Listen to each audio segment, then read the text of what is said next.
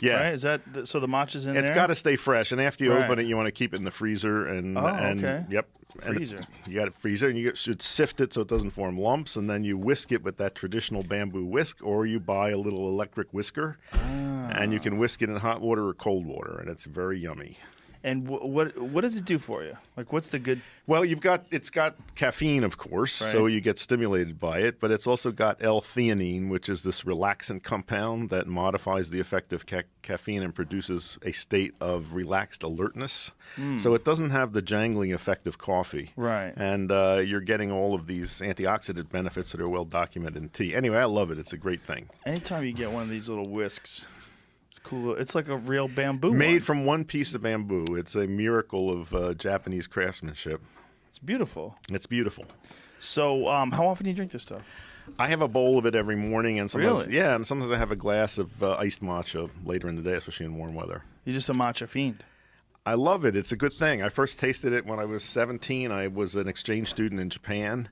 In 1959, I lived with a family outside of Tokyo. We had no language in common. And on the second night I was there, the mother took me next door to her neighbors who practiced tea ceremony. And they did this thing for me, and I was fascinated by that whisk and the color of the matcha. And I thought it was great. You know, I never thought I'd be able to get it over here. Yeah. Well, so you import this stuff yourself? Is that what you do? I started a company called Matcha. We've got the URL matcha.com, and I went to Japan, to Uji, which is a little town outside of Kyoto, which is the center of the best tea production in Japan. And I sourced really good matcha. You know, there are many grades of matcha.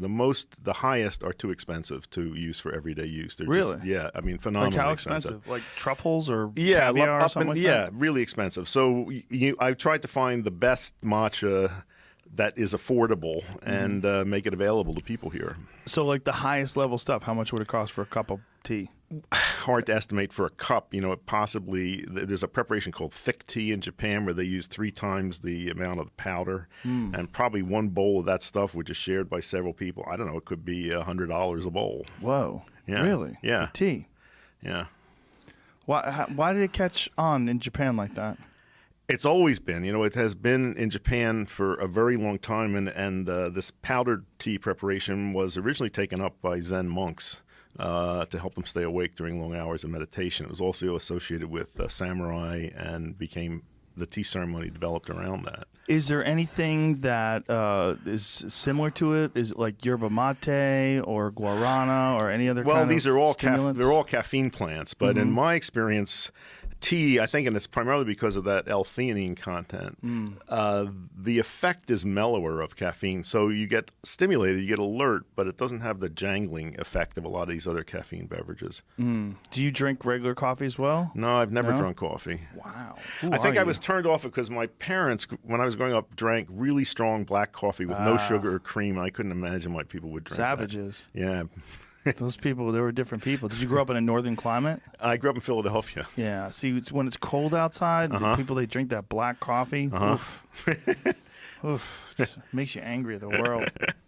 Yeah. Dark black burnt coffee. I like bright green, shining matcha.